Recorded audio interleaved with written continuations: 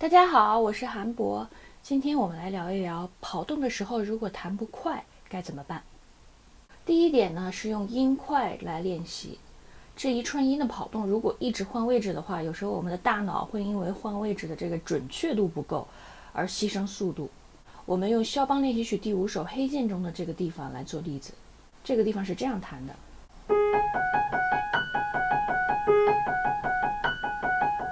其实就是两个位置之间的倒腾，一个是低音的位置，一个是高音的位置。我们就把它拆开来，每3个音一组，这样练。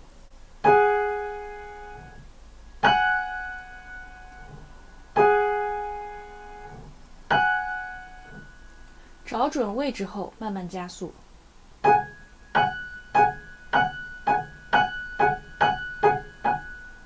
这个练好了以后，我们再来弹所有的音，从慢到快。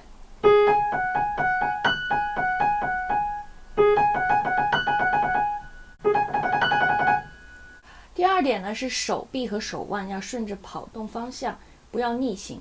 跑动弹到后面弹不快，很多人是因为手臂酸了。解决手臂放松又是另外一个要展开说的课题了，我们今天就先不赘述。但是可以解决的一个很容易被忽视的问题，就是要找到这一串音的方向，手臂和手腕是顺着方向走的。比如说最简单的音阶，上行的时候是往右，下行的时候是往左。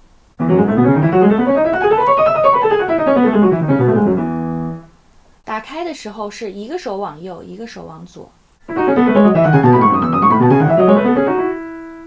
这个劲儿，如果你是手腕带着顺着这个方向，就会很借力，很省劲儿。如果你是逆着方向，就会是这样子。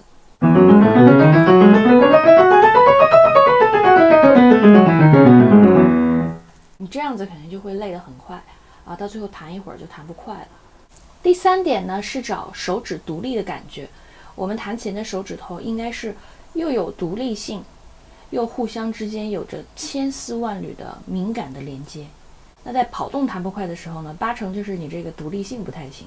独立性不太行就体现在弹琴的时候张牙舞爪，一个手指头自己好像动不了，非得另一个飞在天上帮忙。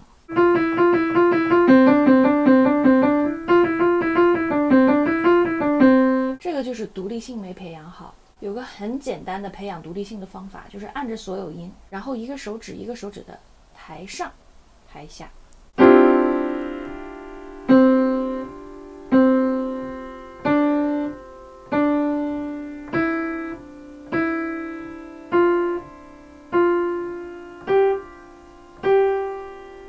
第4点呢，是对音的熟悉度要够。很多人就会说了，我都开始加速了，我早就把音弹熟了。其实还真不一定，好多人的那个熟呢是假熟，是一只手，或者是单独拿一段出来弹的时候，根本就不知道是什么音。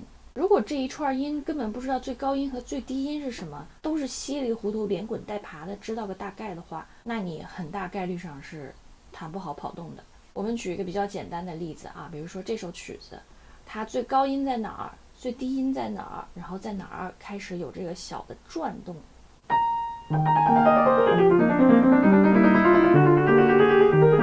你脑子里都要清楚，不能大概知道高下来这儿，然后一会儿要回去，你非常清楚的知道高音、低音，然后这些音是哪几个音上面有这个小的下去回来的这个回流。